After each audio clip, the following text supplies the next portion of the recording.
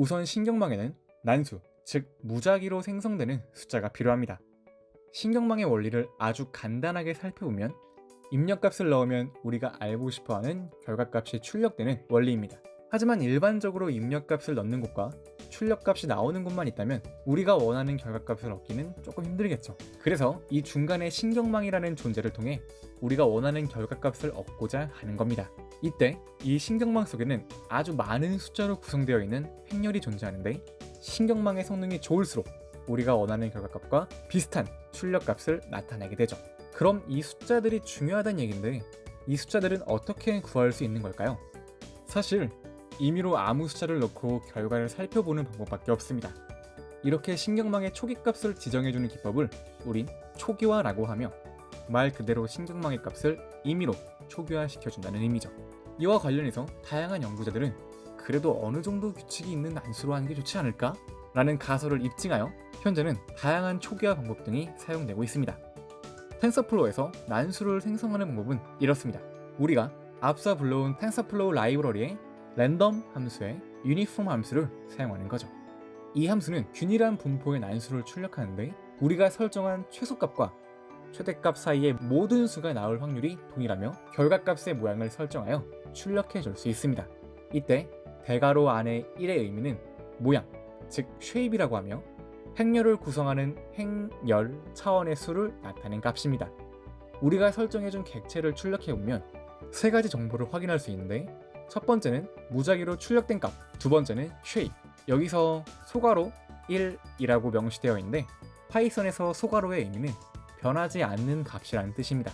또 앞서 우리가 설정한 쉐입은 대괄호 1이었지만 대괄호 1, 대괄호와도 같은 의미이기 때문에 이렇게 표시가 된 것입니다.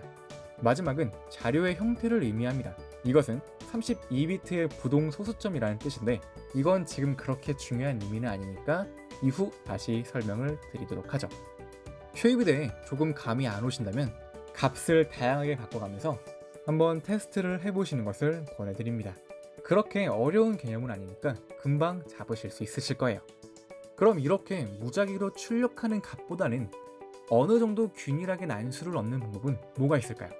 종 모양의 분포, 정규 분포입니다. 정규 분포는 쉽게 말해 시험을 봤을 때 빵점과 100점을 받은 학생들은 별로 없지만 50, 60, 70점 받은 학생들이 많다는 것과 일맥상통합니다. 즉 데이터의 평균값에 더 많은 데이터가 존재한다는 거죠. 텐서플로우에서는 간단하게 뒤에 유니폼 대신 노말로 바꿔주기만 하면 됩니다. 근데 뭔가 좀 이상하지 않나요? 아까는 분명 1 미만 그리고 양수값만 나타났는데 지금은 마이너스 1 이상의 값들이 눈에 들어옵니다. 사실 노말 함수의 두 번째 인자는 원하는 최소값이 아닌 출력하고자 하는 난수들의 평균값, 세 번째 인자는 최대값이 아닌 표준 편차의 값입니다. 즉 이 표준 편차는 평균이 0, 표준 편차가 1인 표준 정규 분포임을 의미하는 거죠. 그리고 이 함수는 평균이 0, 표준 편차가 1인 난수 사이에서 무작위로 값을 출력하라는 의미가 되는 거고요. 그럼 신경망을 구성하는 데 있어 가장 중요한 난수를 생성하는 방법도 알았겠다. 이제 신경망의 핵심 구성 요소인 뉴런을 만들어 보도록 하겠습니다. 과거 뉴런은 퍼셉트론이라고도 불렀으며, 퍼셉트론은 입력값을 받아 출력으로 반환하는 단순한 구조를 띠고 있죠. 사실 신경망은 뉴런이 여러 개의 모형 레이어를 구성하고 이 레이어가 쌓여 구축된 형태입니다. 그럼 이 뉴런을 좀 자세하게 살펴볼까요? 뉴런은 입력과 가중치, 활성함수, 그리고 출력으로 구성되어 있습니다. 이들은 보통 정수나 플로트 형식으로 많이 사용됩니다. 이것도 그렇게 중요한 건 아니니까 그냥 넘어가셔도 괜찮습니다. 그럼 입력과 출력은 알겠는데 활성함수, 그리고 가중치는 뭘까요? 활성함수는 입력값과 가중치를 연산한 값을 보고 출력값을 정해주는 역할을 하고 있죠. 즉, 신경망은 일반적인 계산법과 달리 입력값과 가중치를 계산한 값에 대하여 하나의 과정을 더 거쳐 최종 결과를 출력하는 구조를 가지고 있습니다. 그럼 여기서 가중치의 역할은 무엇일까요? 가중치는 신경망 연산의 결과값과 실제값과의 차이를 줄여주는 아주 중요한 역할을 맡고 있죠. 처음에는 무작위 값이지만 학습을 진행하면서 점차 일정한 값을 수렴하게 됩니다. 정리하면 가중치는 임의 숫자, 활성화 함수는 신호등과 같은 역할을 한다는 것을 알 수 있죠. 좀 애매한 게 느껴지시나요? 사실 신호등은 다양하게 존재하고 있습니다. 즉, 기준마다의 신호등이 존재하며 하나로는 통일될 수가 없죠. 마찬가지로 활성화함수 또한 다양한 기준들이 존재합니다. 대표적으로 시그모이드, 렐류 등이 주로 사용되고 있으며, 시그모이드는 출력값에 따라 0과 1 사이의 값을 출력하고, 렐류의 경우 출력값이 0 이하면 0, 0을 초과한다면 초과된 값을 그대로 출력하죠. 신경망 초창기에는 시그모이드가 주로 사용되었지만, 최근 은닉층을 깊게 쌓아 올렸을 때 발생하는 함수의 결과값 소실 문제로 인해 함수의 결과값이 0을 초과하면 그 값 그대로를 출력하는 렐류를 선호하고 있습니다. 우리는 우선 시그모이드 함수를 신호등, 즉 활성화 함수로 사용하여 간단한 모델을 구축해 보도록 하겠습니다. 먼저 시그모이드 함수를 파이썬으로 구현해 보죠. 우선 준비물이 하나가 필요한데, 앞서 텐서플로우를 불러왔던 것처럼 매스라는 모듈을 불러와 줍니다. 이 매스 모듈은 상수 2의 제곱을 아주 쉽게 계산해 주기 위한 함수를 제공해 주죠. 다음은 def 명령을 통해 함수를 생성하겠다 알려주고 함수의 이름을 설정해 줍니다.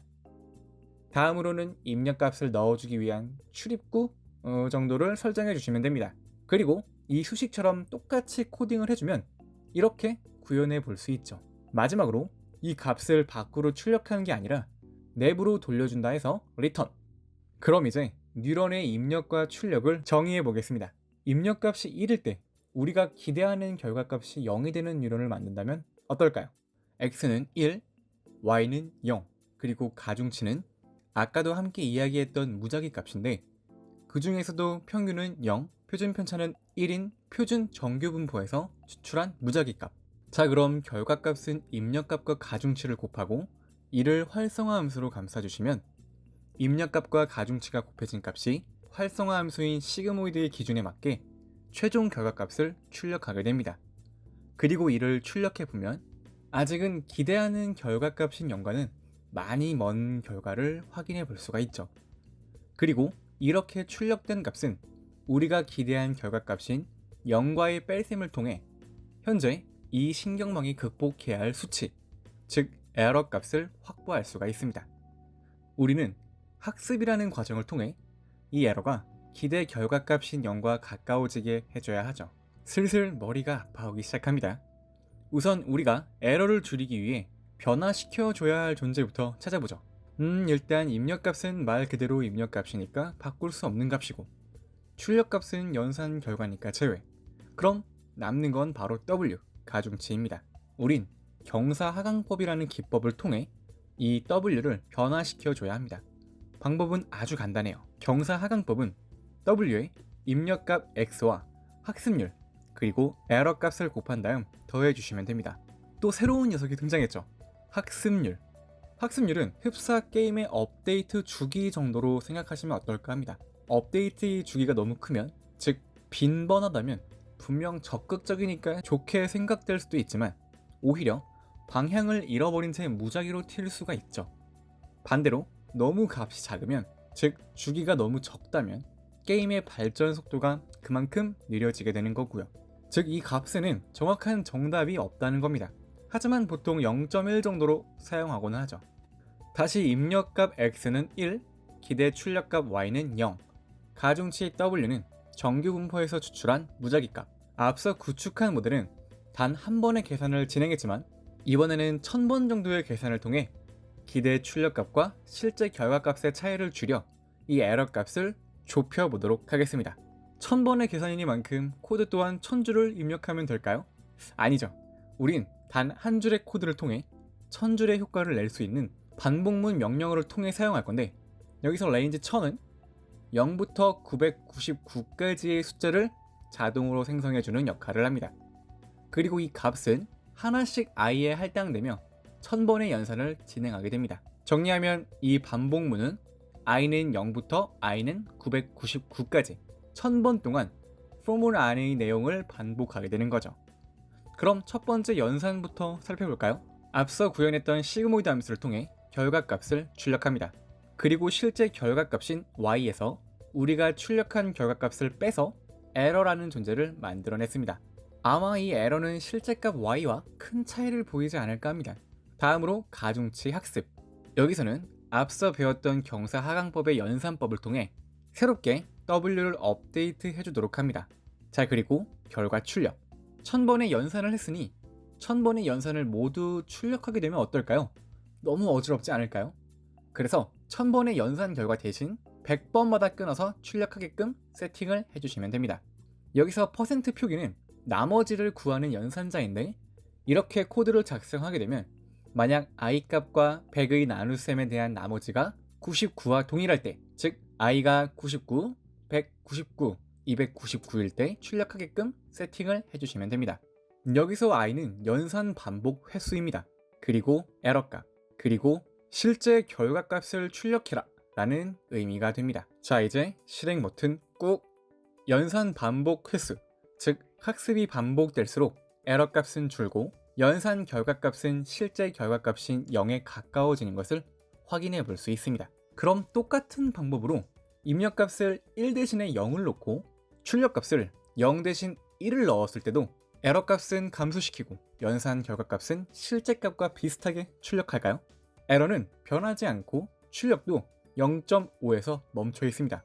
왜 이런 일이 발생하는 걸까요? 분명 입력값과 출력값만 반대로 넣었을 뿐인데 말이죠. 원리는 정말 간단합니다. 우리가 넣은 입력값이 0이라는 것을 잘 기억해 주세요. 여기 에러를 줄이기 위한 경사 하강법 업데이트식을 살펴보면 기존 무작위로 선정된 W에 입력값을 더하고 학습률을 곱합니다. 가중치와 학습률, 에러값이 무엇이든 간에 0을 곱하는 순간 의미는 사라지게 되며 학습 또한 의미가 사라지게 되죠. 그럼 이대로 입력값이 0일 때는 학습을 할 수가 없는 걸까요? 아니요. 우린 언제나 그래왔듯 방법을 찾아낼 것입니다. 편향이라는 존재를 추가하여 뉴런에 넣어주는 거죠. 편향, 단어 뜻 그대로 어느 한쪽에 치우쳐진다는 의미입니다. 즉, 이 값을 통해 입력값에 0이 들어왔더라도 이전처럼 아무것도 배우지 못하는 상황을 방지하는 거죠. 편향은 가중치처럼 무작위수로 초기화되며 뉴런에 더해집니다. 코드를 통해 직접 구현해보죠. 앞과의 상황은 똑같습니다.